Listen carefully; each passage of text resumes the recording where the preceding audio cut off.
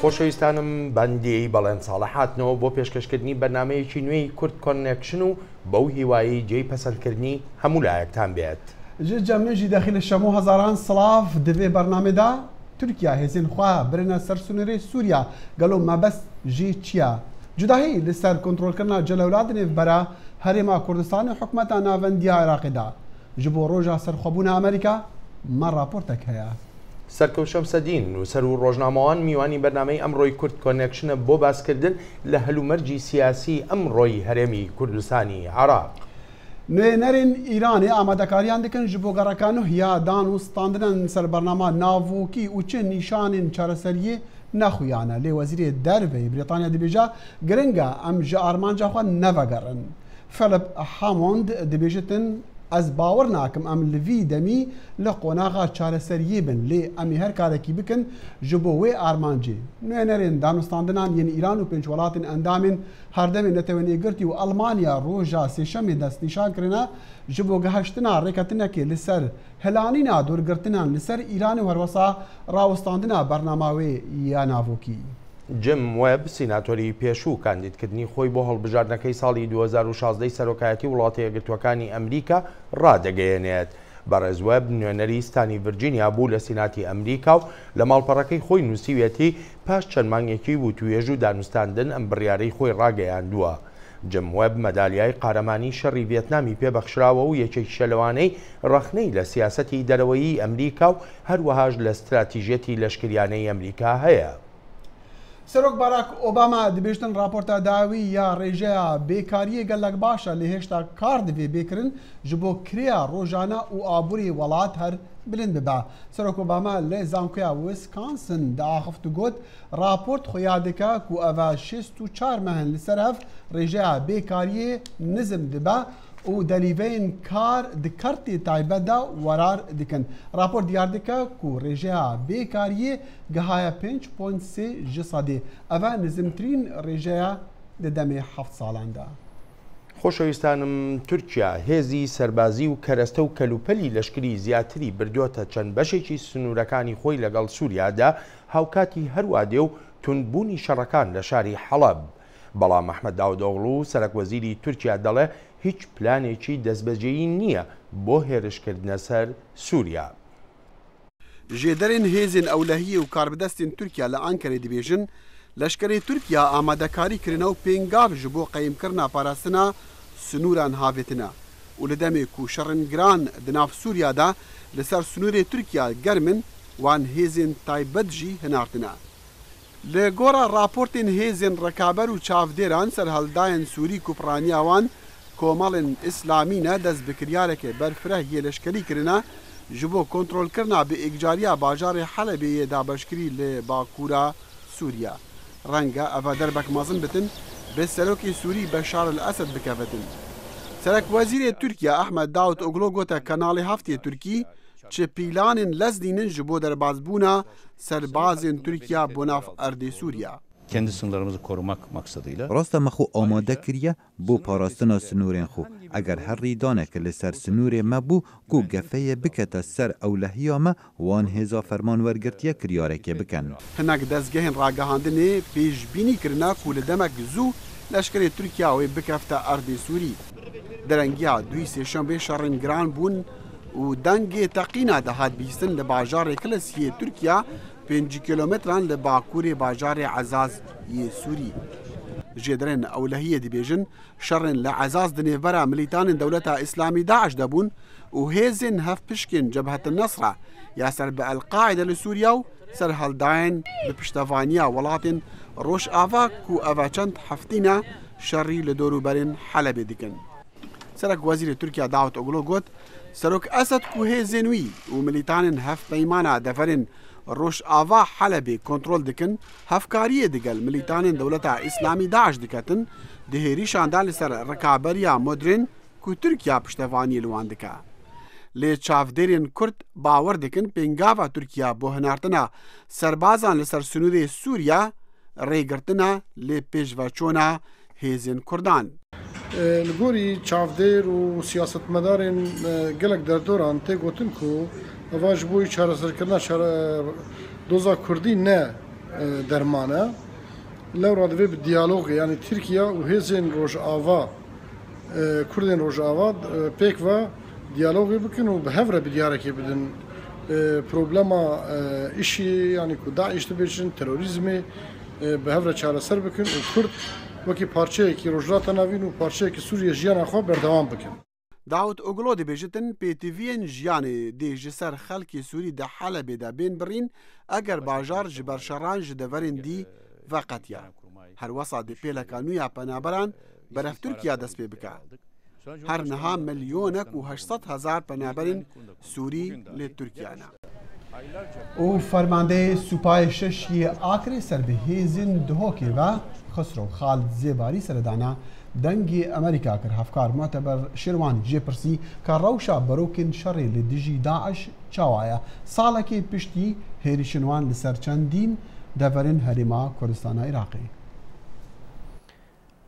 طبيعي وضعك استال بتواتي لجير كنترولي إما دوك وهزي بيش مرجع هيج حركة كان بينوكرت للاي عراق جيش عراق اوان بيشرويان هيا جار كرو فرة جار اوان شوين داقران جار عسكري عراقي شوين داقريت اوها بلام عموما برنجكي قشتي داعش ضعيف بيه وكي جارنا معذور ضعيف بيه.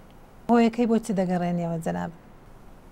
والله زور هو هيا هو يكام او جاكو تقامنيوني كلدست اوان بو زور بيان للايان هزكاني ها پايمانان تكشكين ران دیسان پشمرگه زربه شینانه که اوان گرد بون لیان صندوق و آماده کاری باش کراوه بو اوی اوان نتوانن جوله بکن و پشرایی بکن لای کردستان. برای برای خودتان نزان که ولایت یەکگرتووەکانی ئەمریکا ژمارەیەک هێزی تایبەتی لەوێ پرۆگرامێک بەڕێوە دەبن بۆ ڕاهێنان هێزەکانی پێشمەرگە و هەروەها هێزی عێراقیش. ئایا ئەمە کاریگەری خۆی هەیە یان نا؟ ئەکید کاریگەری هەیە چونکە بەتایبەتی من هێزی پێشمەرگە دەڵێم. پێشمەرگە ئەمڕۆ تقریبا شەڕی ناوشار دەکات کۆڵان بە کۆڵان. ئێمەش فێری ئەو شەڕان نینە بۆیە ڕاهێنانی پێشمەرگە لەسەر شەڕی ناوشار و کۆڵان بە کۆڵان ئەوە زۆر زۆریە کاریگەریش دەبێت ئینشاءڵڵا بۆ ئایندە و بۆ ئێستاش. بەڵام ئایا بەسە یان نایە چاوەڕوانێکی دیکە لە وڵاتە یەکگرتووەکانی ئەمریکا دەکەن؟ وەڵای چاوەڕوانی زیاتر دەکەن چونکە کەمکەمە تەدریبیان پێ دەکرێت ڕاهێنانیان پێ دەکرێت. پێویستی بە بنکەی فراوانتر هەیە زیاتر بنکە بکەنەوە بنکەی مەشقکردن هەروەها چەک و تەقەمەنیش. بەڵێ یەکێک لە گرفتەکانی کە هێزی پێشمەرگە هەی بووەوە بووە داعش کە ئەو شوێنانەی کە ڕەپاڵ دەنرێن زۆر مین ڕێژ دەکەن یعنی لە هەموو شوێنێ بەو هۆیەوە ژمارەی زۆر پێشمەرگە جانیان لەدەست داوە. ئەو گرفتە بە شێوەیە هەڵسوکەوتی دەگەڵ کراوە؟ والله بەداخەوە زۆربەی هەرە زۆری شەهیدەکانمان وەک جەناب ئیشارەت پێدا هی تێنتی و ئەلغام و ئەوانن کە ئەوان خۆیان چا دەکەن تا ئێستاش وەک بڵێن دەستگای بۆ پوچەلکردنەوەی ئەم مینانە وەکو پێویست بە پێشمەرگە نەگەیشتووە. دەوای سەرەکی ئێمە لە هاوپەیمانان ئەوە کە ئەم کەرەستانە بۆمان دابین بکەن چونکە حقیقەت هەر شوێنێک کە ئەوان دەستیان بەسەر داگرتووە یەکەم جار دەوروبەری خۆی هەمووی من ڕێژ دەکەن بە دەها شێواز خانی تێنتی دەکەن ڕێگا تێنتی دەکەن بۆ ئەوەی ئالیات نەگەهەن ئەوانە هەموو بەکاردەینن بۆیە پێویستیمان حقیقەت بە ئامێرانەمان هەیە. نزیکەی ساڵێکە جەنابەت بە تایبەتی لە مەیدانی شەڕن ئایا خۆتان ڕاهێناوە لەگەڵ تاکتیکەکانی داعش ژیانە ینی لیان شارەزا بوونە؟ زۆریش بیدایەتی گرفتمان هەبوو هەم گرفتی تاکتیکی شەڕمان هەبوو چونکە خۆ دەزانی زۆربەی پێشمەرگە کۆمان پێشمەرگەی شاخن شەڕی شاخیان کردووە بەڵام ئێستا زۆر ڕاهاتووینە ناتوانن بستێک بێنە پێش چونکە هەم وەکو ئێستا ئێمە مەوضوعی دیفاعیمان زۆر بە قووەت سەنگەری بە قووەتمان دروست کردووە ناتوانم بێنە پێش هەم سیلاحی باشیشمان بەدەستە ئەوان لەوازن زۆر یعنی ئەو شوێنانەی کە ئێمە پێشمەرگە لێ جێگیر بوونە ناتوانن بێنە پێشەوە. بەڵێ زۆر زۆر سپاسی جەنابەت دەکەم بەڕێز سپاس. هێزی پێشمەرگەی کوردستان دەیەوێت لە نێوان شارۆچکەکانی جەلەولا و سعدیە خەندەق لێبدات و حکوومەتی عێراقیش ترسی هەیە لەوەی ئەو کارەی پێشمەرگە بۆ دیاریکردنی سنووری هەرێم بێت. وەک دڵشاد ئەنوەر پەیامنێری دەنگی ئەمریکا دەڵێت هەر بۆیە حکوومەتی عێراق دەیەوێت ڕێی هێزی حەشدی شەعبیەوە تەگەرە بخاتە بەردەم لێدانی ئەم خەندەقە. هێزی پێشمەرگە دەیەوێت لە نێوان ناحیەکانی جەلەولا و سعدیە سەنگەر لێ بدات، بەڵام چەکدارەکانی حەشدی شەعبی دژی ئەو کارەی پێشمەرگەن و چەند ڕۆژێک لەمەوبەری شەڕ لە نێوان ئەو دوو هێزەدا ڕوویدا. لە ئێستادا پێشمەرگە کارکردنی لە لێدانی خەندەقدا ڕاگرتووە، بەڵام حەشدی شەعبی کە بارەگایەکی لە ناوچەکەدا هەیە بە وردی چاودێری جوموجۆڵەکانی پێشمەرگە دەکات. ئێمە ئەوە یەکەم نوقتەی بارەگای حەشد شەعبیە کە لە مابینی ئێمە و هێزەکانی حەشد شەعبیە ئێمە بەرنامە ئەوە بوو خەندەقێک هەڵکەنین ئەو خەندەقە بۆ ئەمنێت و پاراستنی سنووری هێزەکانی خۆمان کە حەفارەکان ئیشان کرد هێزەکانی حەزب شەعبی چەکدارەکانی حەزب شەعبی دای لە حەفارەکانی نێوان ناحیەکانی جەلەولا و سعدیە تەنها 2 کیلۆمەترە کە لەو 2 کیلۆمەترەدا پێشمەرگە و سوپای عێراق و حەشدی شەعبی بارەگایان دانا و چاودێری یەکتری دەکەن. ئێمە لە بینی جەلەولا و سعدیین مەقەرمان لەوەیە گەرەکمان سەنگەر لێ بدەین خەندەقەکە ئەوان کەوتنە خۆیان و سەری خۆیانیان ئاگادارەوە کرد دەستیان کردە تاقەکردن بە دووەشکەوشت ئێمەش ڕوبەڕوویان بووینەوە و تر دوای ئەوە ئەوان کۆتاییان پێ هاورد کاک مەحموود سەنگاوی هاتەیرە کۆتاییان پێ هاورد و ئەوانشک بۆ بینیتر ئێمەش گەڕاینەوە ئێستا جارجار متابعەمانەکەن مەسان ئێمە جوڵمان چییە و سەیرمانەکەن و دایمە متابعەی پێشمەرگەکانەکەن. پێشمەرگە ژمارەیەکی زۆر بازگە و ڕەبیەی لە نێوان ناحیەکانی جەلەولا و سعدیە داناوە و سوورە لەسەر هەڵکەندنی خەندەق هەرچەندە لە ئێستادا بە شێوەیەکی کاتی لێدانی خەندەقی ڕاگرتووە. ئێرە ناوچەی مەرجانەی نێوان ناحیەی جەلەولا و سعدیەیە کە هێزەکانی پێشمەرگە دەیانوێت بۆ تونند و تۆڵکردنی سەنگەرەکانیان خەندەق لێ بدەن، بەڵام حکوومەتی عێراقیش لە ترسی ئەوەی کە هێزی پێشمەرگە بیەوێت سنووری کوردستان دیاری بکات ڕێگە نادات و لە ڕێگەی هێزەوە ئەوێت بەر بەم کارەی هێزی پێشمەرگە بگرێت. دڵشاد ئەنوەر دەنگی ئەمریکا پارێزگای کەرکووک.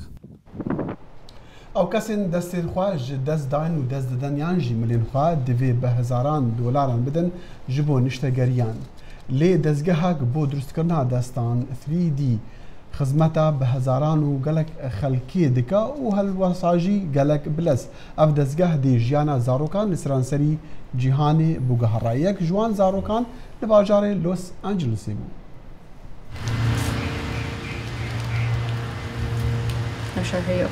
Faith Lennox dibêje destê wê gelek nav hene. Hinek jêr dibêjin destê kesê xurt yan jî destê robat. Hevalên wê gelek ji destê wê hez dikin. Wan her wiha destekê robatî divêt.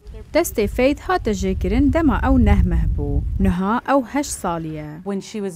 Demê ew hatiye dinyayê ji ber egerekî xwîn li destê wê çepê ji anîşke heta tila nethatû çû. Ev bû eger ku êşanaka zêde li destê wê peyda bibit. Ji piştgiriya grûpên li ser internetê, dayika Faith bihîst ku rêxistinek heye bi navê Enable ya ku destên çêkiriyên 3D ji bo zaroka li seranserî cîhanê çêdikin. Ew her wisa digel Mark Langsfeld xwediyê Builded Workspace ra rûnişt.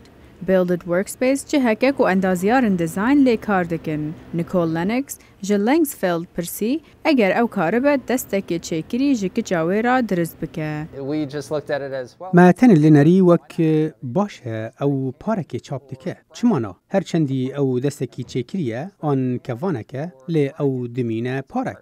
Digel alîkariya malpera Design and Enable Rêzdar Langsfeld destek çêkirî dirist kir. O kam li vê binerin ew hemî ji bo çi ye? ئەم چاوە دکارن ئالیکاریە کەچەکێ بچووک بکن داویە داویل پسکلێت سوار بە. مارک سوێرکیۆ کارێ دەستن چێکری یەن ستایلێ گەڤن دکە. چاپکردنا 3D لە بەرامبەر یا کلاسیکێ دکارە gelek دەم کێم بکە، gelek دەمژمێران و gelek کارگەران jî.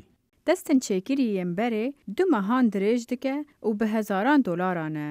Lê ev destên çêkirî yên 3D di 2 ta 3 rojan de amade dibe. Ew her wisa li dora $30 têne firotin. Ev rêxistin destan hazir dike û dişîne ji bo welatên seranserî cîhanê da ku doktor bifroşin. I believe that Ez bawerim çapkirina 3D dê bihêle ev xelka amîrên çêkirî bidestxin û awayê jiyana xwe biguherin û her wiha awayê ku pêdiviyên malbata xwe dapîn dikin biguherin. Di hevpeyvînek li ser Skype, John Wan, karmendê Enable, dide zanîn ku başiyên deronî jî ji vî destî hene. Ez bi xwe bêtilî ji dayîk bûm û ez dilteng dibûm dema ez dişûm dibistanê. Dêmegî ez baş dizanim çine kêşeyên ku zarok têra derbas dibin. Nicole Lennox dibêje ku wê guhartin di keça xwe da dîtin, piştî ev dest jêr hate çêkirin. Vê çendê gelek dergeh bo vekirin û ku wê gelek bawerî bixwe hebit. Ez dikarim ku destket paysîkla xwe bigirim û bi ciwanî ser rîn me xware û xwe bilind bikim. Eger Faith mezin bû û parçek ji destê wê şikest, ew dikare parçek nû çê bike. ڕەڤیندۆسکی دەنگی ئەمریکا لەمەوەیە ڕابردوودا دروستکراوەیەکی نوێی کەشتیەکی جەنگی سەدەی هەژدەمی فەڕەنسی گەیشتە بەندەری نیویۆرک واتە ئەو کەشتیەی یارمەتی ئەمریکاییەکانیدا بۆ گەیشتن بەسەر بەخۆیی لە دژی فەرمانڕەوایەتی بەریتانیا. گەیشتنی ئەم کەشتێش هاوکاتە لەگەڵ ساڵیادی سربەخۆیی وڵاتە یەکگرتووەکانی ئەمریکادا کە ڕۆژی 4 مانگی حوتە.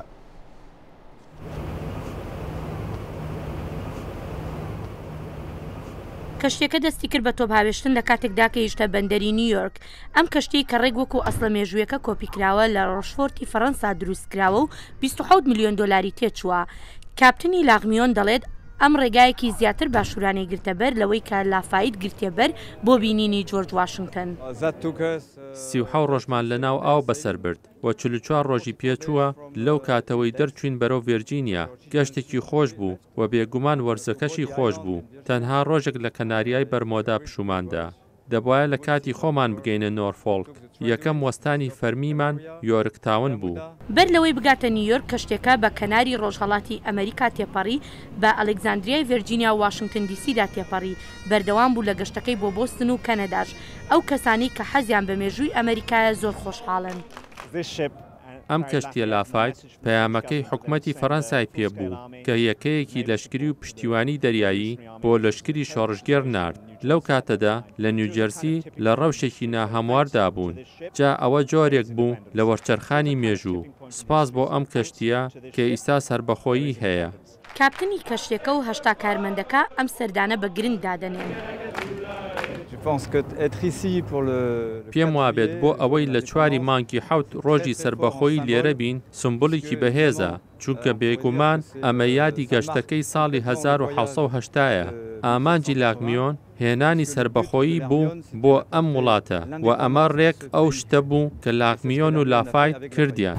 لە میانی ڕێوەڕسمەکانی 4 مانگی حوت لە ڕۆژی شەمە لاغمیۆن ڕێبەرایەتی نزیکەی 100 کەشتی دەکات و بەلای پەیکەری ئازادیدا تێپەڕ دەبێت کە دیاری گەلی فەڕەنسا بوو بۆ تێپەڕبوونی سەدەیەک بەسەر ڕاگەیاندنی سربەخۆیی. هێرۆ زەنگەنە دەنگی ئەمریکا.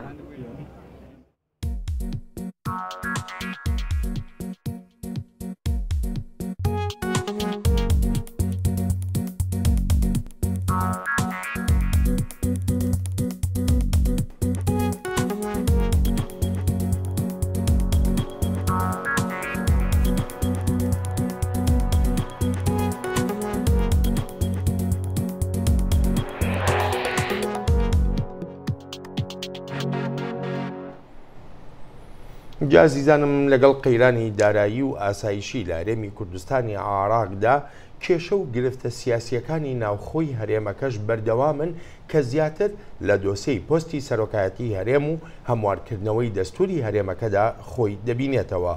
ئێستاش بڕیارە هەر پێنجلایەنە سیاسیەکەی هەرێمەکە کۆ ببنەوە بە مەبەستی دۆزینەوەی ڕێگە چارەیەک بۆ بڕێک تیشک خستنە سەر ئەم باسەر لە ستۆدیۆ میوانداری نووسەر و ڕۆژنامەوان سەرکەوت شەمسەدین دەکەین. کاک سەرکەوت زۆر سپاسی ئامادەبوونت دەکەم.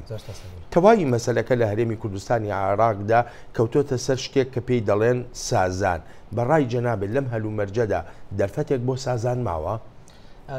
کاک بەڵام پێش وەڵامی ئەو پرسایی تۆ بدەمەوە. ئەم بابەتە لە ڕاستیە تاقیکردنەوەیەکی یەکجار قورسە بۆ پرۆسی دیموکراسی لە کوردستانە. ئەم بابەتە پەیوەندی بە ئەومان پێڵەیە کە ئەم هەرێمە باوەڕی بەوە هەیە کە بە هەموو قۆناغەکانی دیموکراسیاتیا پەڕێکە دەستا دەستکردن دەسەڵاتێکێکە لە بنەماکانی ئەو دیموکراسی. باوەڕبوون بە دەستا دەستکردی دەسەڵات نەگەوەی تەنها بە قسە بوترێت. ئێستا ئەو قۆناغەیە کە بەپی یاسا ئەبێ دەستا دەستکردنی دەسەڵات ڕووداوەتە لە سەرۆکی ئێستای هەرێمی کوردستانەوە بۆ کەسێکی تر شێوازی هەڵبژاردنەکەی لە پەرلەمانە بیان لە ڕێگەی ڕاستەوخۆ بێت. ئەو بابەتێکی تر ئەتوانن وەکەوەی بەڕێزوت لە ڕێگەی سازانەوە ئەتوانن حیزبەکان کاری لەسەر بکەن. لەبەرەوە ئەگەر ئەمە قۆناغی مەرحلەی یەکەمە ئەگەر باوەڕبوون بە دەستا دەستکردنی دەسەڵات هەبێ ئەبێ ئەم مەرحلە تێپەڕێنین و ئامادەکاری بکرێت بۆی کەسێکی نوێ ببێ بە سەرۆکی هەرێم. شێوازی ئەوەی کە کەسەکە چۆن بێ بە سەرۆکی هەرێم لە ڕووی تەکنیکیەوە دەرفەتی ئەوە نەماوە کەسێک ڕاستەوخۆ لە هەڵبژێردە ببێ بە سەرۆکی هەرێم. تاکە یەک دەرفەت ماوە ئەوەیە کە لە پەرلەمانەوە کەسێک هەڵبژێردرێ و سیستەمی حکومڕانی لە سەرۆکایەتیەوە یا نیمچە سەرۆکایەتیەوە بگۆڕێ بۆ سیستەمی پەرلەمانی. ئەمەش وەکو ئێستا حیزب سیاسیەکان باسیەکەن بە ڕێکەوتنی هەموو هێزە سیاسیەکانەکرێ بە سازان ئەکرێت بکرێت. لە ڕووی تەکنیکیەوە ئەکرێت ئەو هێزەی کە بەرگری لە مانەوەی ئەم سیستەمەکە بەم شێوەی ئێستا کە بریتە لە پارتی دیموکراتی کوردستان بەبێ ئەویش ئەتوانێت تێپەڕێ وەکو تەکنیکی. بەڵام لەبەرەوەی دۆخی هەرێمەکە لە ڕووی ئەمنی و لەوە تا ڕادەیەکیش لە ڕووی دامەزراندنی دامەزراوە گرنگەکانی دیموکراسیەوە جێگەی خۆی نەگرتووە. پاراستخستنی پارتی دیموکراتی کوردستان وەکوی کە لە کوردستان ئێمە پەیوەندیمان لەگەڵ سیاسیەکانی ئەویا هەیە لەگەڵ پەرلەمانتارەکان لەگەڵ ئەو کەسانی چاودێری وەزعی کوردستانەکەن ئەوەیە تەنها بابەتێکی دیموکراسی نیە بەڵکو بابەتێکی ئەمنی و ئاسایشی بەدوای خۆیان ئەهێنێ و تا هەڕەشەی لەتکردنەوەی دوو ئیدارەیی ئەکرێەوە تێکچوونی بارودۆخی ئەمنی کوردستان یەکێکە لە ئەگەرەکان بەدوای ئەمە بیهێنە بەدوای خۆیان. بۆیە سازان تەنها بۆ ئەوەیە ئەم مەترسیە دوور بخەینەوە. ئەم مەترسیە دوور بکەوێتەوە. بەڵام ئەوەی کە لە نێوەندەکانی هەواڵ باز دەکرێت ئەو کۆبوونەوەی بڕیارە هەر پێنجلایەنەکە بەیەکەوە دابنیشن بیکەن دەگوترێت خودی مەسعود بەرزانی وەکو سەرۆکی پارتی دیموکراتی کوردستان بەشدار نابێت تایدا و هەروەها نەوشیروان مستەفا ڕێخەری بزوتنەوەی گۆڕانیش. ئەمە بەڕای جەنابە کاریگەری نابێت بەسەر ئەو سازانی کە باز دەکرێت. خۆی ئێستا ئەو دووباڵە دروست بووە کە ئەو دوو تەوەجوهەیەکیان ئەوەیە کە نەوشیروان مستەفا و هاوپەیمانەکانی گۆڕان با بڵێن سەرکردایەتیەکەن لەوەی کە باوەڕە بە گۆڕینی سیستەمی بە ئاشکرا وتوانە سیستەمی سیاسی کوردستان هەیە لە سەرۆکایەتی یا نیمچە سەرۆکایەتیەوە بۆ پەرلەمانی و ئەوەشی کە پارتی دیموکراتی کوردستان و خودی بارزانی باوەڕی پێێتی کە خۆی باشکار لە چەندین چاپێکەوتنە هەتا لە دەگڵ دەنگی ئەمریکاش ئەوتوێتی کە ئەو ویستی ئەوەی هەیە ڕاستەخۆ لایەن خەڵکە هەڵبژێردەکە لە نزیکترین دەلالەتیە ئەمە سیستەمێکی تا ڕادێکی زۆر سەرۆکایەتیە. بەشدار نەبوونی ئەم دوو کەسە ڕەنگە ببێتە هۆی بێ ئەنجامبوونیکی زۆری ئەم کۆبوونەوەیە. بەڵام لە ڕاستیە بابەتەکە گفتوگۆکردن لەسەر ئەمە تا ڕادێکی زۆر هێندە ئاڵۆز نییە. ئەوەندەی یەکو پێشتر وتم باوەڕبوون هەم بەوە هەیە ئێمە هەرچەندە پڕ ئازار بێ بۆ لایەنگران و هەوادارانی بەڕێز بارزانی لە ڕاستی ئەمە ئەو قۆناغەیە کە دەستا و دەستکردنی دەسەڵاتی ڕۆدا و ئەم دیموکراسی ئەم شتە ناخۆشانەشی تایە. ئەمە هەر ئەو شتەمان بیرهێنێتەوە کە لە ڕاستیە لولا دا سیلڤا لە بەرازیل لەو پەڕی شایعە بوو لەو پەڕی جەماوەری بنکەی جەماوەرێک لەو پەڕی فراوانیا بوو لە بەرازیل. بەڵام کە گەشتە سەر واز لە دەسەڵات بنە وازی دەسەڵات هێنا لە کەسێکی تر بووە سەرۆکی بەرازیل هەرچەندە لە پارتەکەی خۆشی بوو. دیموکراسی ئەم بڕیارە ناقورسانەشی تایە. پارتی دیموکراتی کوردستان بە تایبەتی ئێستا لەو مەرحلایەوە هەوادارانیشی کە باوەڕ بەم قۆناغە بێنن کە بەڕێز بارزانی خۆی دەستپێشخەری لەوە بکە و پارتی دەستپێشخەری لەوە بکە کە ئەمە ئەو قۆناغەیە کە ئەوانە بێ لە بەرداناوانێکی تیادا بکرێت. بەزەبەی سازشەکە لەلایەن پارتی دیموکراتی کوردستانەوە ئەکرێت. ئەی لایەنەکانی تر دەتوانن چ جۆرە سازشی بکەن؟ ئەکرێت لایەنەکانی تر مەسەلەن ئەوەی کە من چاودێری ئەەکەم لایەنەکانی تر پرۆژیان خستۆتە ڕوو. پارتی دیموکراتی کوردستان تا ئێستا ئامادە نیە گفتوگۆ لەسەر هیچ کام لە پرۆژانە بکەم بە ئاشکرا لە ڕێگەی پەرلەمانتارەکانی ئەمەیان وتووە. گرفتی سەرەکی ئالێرایە یعنی تۆ ئامادە نیت سازش لەسەر شتێک سازان ناتوانێت دروست بکرێت ئەگەر تۆ ئامادە نەبیت گفتوگۆ لەسەر پرۆژەی لایەنی بەرامبەر بکەیت. سازش تۆ لەسەر شتێکەکەیت تۆ پرۆژەت هەیە یان ئەسڵم یەک پرۆژە هەیە لە ئارایە دوو لایەن یا چەند لایەنێک گفتوگۆ لەسەرەکەن بۆ ئەوەی چەند خاڵێکی لێکەم بکرێتەوە یا زیاد بکرێت بۆ ئەوەی هەردوو لایەن هەر پێنج لا پێی رازی بن. ئێستا ئەوەی کە هەیە پارتی دیموکراتی کوردستان گرەتی دروست کردووە کە نایڵە سازان دروست بێ ئەوەیە کە ئەوان هەموو پرۆژەکە ڕەتەکەنەوە. ئەکرێ پارتی دیموکراتی کوردستان لەگەڵ هێزەکانی ترا ئەو چوار لایەنی ترا بگەنە ڕێکەوتنێک لەسەر ئەوەی ڕەنگە بەشێک لەم دەسەڵاتانە لەگەڵ سەرۆکی ئێستای هەرێما بمێنێتەوە، بەڵام سەرۆکی نوێ کە هەڵەبژێردرێت دەسەڵاتەکانی کەمتر بێ و تا ڕادەیەکی زۆر تەشریفاتی بێت ئەوەیەکێک بێ ڕەنگە لە ئەگەرەکان، بەڵام ئەوەی کە گرفتەکەی دروست کردووە کە قورسە سازان دروست ببێ ئەگەر تۆ هەموو پرۆژەکان ڕەتکەیتەوە کە خراوەتە ڕوو بۆم بابەتە. ئەگەر هاتوو ئەم سازانە دروست نەبوو، ئەگەر هاتوو لایەنە سیاسەکان نەگەیشتە هیچ ئەنجامێک بۆشاییەکی یاسایی دروست دەبێت لێرەدا. مەترسیەکانی ئەم بۆشاییە یاساییە چییە و بە چیش پردەبنەوە زۆر بە کورتی کاتمەوەندە نەمافەم ئەوەی لە ڕووی یاسایەکەەوە بۆشە یاسایەکە کە دروستەوێت دیارە سەرۆکی پەرلەمان بپی ئەو تێگەشتنە باوەی هەیە بۆ بابەتەکە سەرۆکی پەرلەمان ئەبێتە سەرۆکی هەرێمی کوردستان ماوەی 2 مانگ دوایەوە ئەبێت سەرۆکی نوێی هەرێمی کوردستان لە پەرلەمانەوە هەڵبژێردرێت. ئەوەی کە گرنگە بۆشاییە یاسایەکە زۆر کێشە نیە، ئەوەی کە گرنگ ئەو هەڕەشانەیە لە پشت ئەو بۆشاییە یاسایەوە کە هەیە لە ئارایە کە لە ئێمە لێرە لە وەرگێبیستی ئەبین کە بارودۆخی دوو ئیدارەی دێتە ئاراوە و دۆخی ئەمنیتێک ئەچێت کە هەرێمەکە خۆی بەرگەی بارودۆخی ئەم دۆخە ئەمنی دارایە خراپی ئەرە ناگرێت و ئەگەر سەرباری ئەمە بکەین کە خۆمان دروستکەری بین دۆزی کورد لە دەرەوەش نەک لە ناو ئەمریکا نەبوورە نەک لە ناو کوردستانە یەکجار ئەبێنە دووە و ئەگەری زۆری هەیە هەموو هاوکاریەکان لە کەلایەن ئەمریکا و کۆمەلگەی نێودەوڵەتیەوە بۆ پێشمەرگە ئەچێت بۆ شەڕی داعش ڕابگیرێت چونکە حکوومەتێکی شەرعی ئەو کاتە لە هەولێرە نامێنێت کە لە دەرەوە ئەعترافی پێ بکەن و ئەوە گەورەترین هەڕەشەیە لەسەر ئایندەی کوردستان لە دوای 2023 ئەگەر بە عەقڵانە مامەڵێک نەکرێت. کاکسەکە و زۆر سوپاسە دەکەم بۆ تێبینی و سەرنجەکانت. عزیزانم دوای راپۆرتیشمان سەبارەت بە نوێترین داهێنانی تەکنۆلۆژیە لە کۆمپانیای گوگل. ئۆتۆمبیلی نوێی گوگل کە بەبێ شۆفێر لێ دەخورێت ئێستا لە شاری ماونتن ڤیو لە ویلایەتی کالیفۆرنیا هاتوچۆ دەکات. کریس ئەرمسنی گوگل دەڵێت ئەگەر هەموو شتێک بە باشی بڕوە ئەم جۆرە ئۆتۆمبیلانە دەتوانن ڕۆژانە ژیانی سەدان هەزار کەس ڕزگار بکەن. ئەگەر بتوانین ئەم تەکنۆلۆژیایە بێنینە گۆڕێ ئەوەی هەمیشە لەوەی لە دەوری دەگوزارێ هوشار بێت ئەمە دەرفەتێکی گەورەیە بۆ ڕزگارکردنی ژیانی مرۆڤ و هەروەها جیهانیش دەکاتە شوێنێکی باشتر. ئەم جۆرە ئۆتۆمبیلەی کە ئێستا لە تاقیکردنەوەدایە خێراییەکەی زیاتر لە 40 کیلۆمەتر لە کاتژمێردا نابێت و هەروهاش بەردەوام کەسێکی تێدا دەبێت ئەگەر هاتوو شتێک ڕوویدا. ئەم ئۆتۆمبیلە سوودی تریشی هەیە بۆ نمونە ئۆتۆماتیکی دەگەڕێتەوە ماڵ و لە شوێنێک ڕادەوەستی و هەروهاش لە کۆتایی ڕۆژ خاوەنەکەی دەتوانێت داوا بکات بگەڕێتەوە لای. کاتێک بیر لە کاریگەری و سوودەکانی ئەمە بکەینەوە لە ئایندەیەکی درێژتردا لەسەر شارەکان و توانای کەڵک وەرگرتن لە ڕوبەری شوێن و هەروەها لە کەمکردنەوەی قەرەباڵغی و شوێنی ڕاگررتنی ئۆتۆمبیل ئەمانە سەرجەم سوودێکی گەورەیان دەبێت. سەماد زەیی دەنجی ئەمریکا. جا بینەرانی عزیزم تا بە یەکگەیشتنەوەی داهاتوومان و بەرنمەیەکی نوێی کورد کۆنێکشن ڕێز و خۆشەویستی بەڵێن ساڵح پەسەند بفەرمونون و هیوای ئەو پەڕیشادیتان بۆ دەخوازم لە بیریش نەکەن چاوەڕوانی تێبینی و سەرنجەکانتانین ژمارەیەک ڕێگە هەیە بۆی بتوانن ئەو تێبینی و سەرنجانەی خۆتان بە ئێمە بگەێنن یەکێک لەوانە دەنگی ئەمریکا دات کورد کۆنێکشن هەروەها دەنگی ئەمریکا دات کام کورد کۆنێکشن و لە ڕێی فەیسبووکیشەوە بە هەمان شێوە دەتوانن ڕاو سەرنج و تێبینیەکانی خۆتانمان بۆ بنێرن facebook.com/ کورد کۆنێکشن هەروەها بەرنامەی کورد کۆنێکشن ئاماری تایبەتی کاونتی تایبەتی تویتەری هەیە twitter.com کورد کۆنێکشن ڕێگەی تریش زۆرە دیاری دەتوانن پەیوەندی بە بەرنامەکەەوە بکەن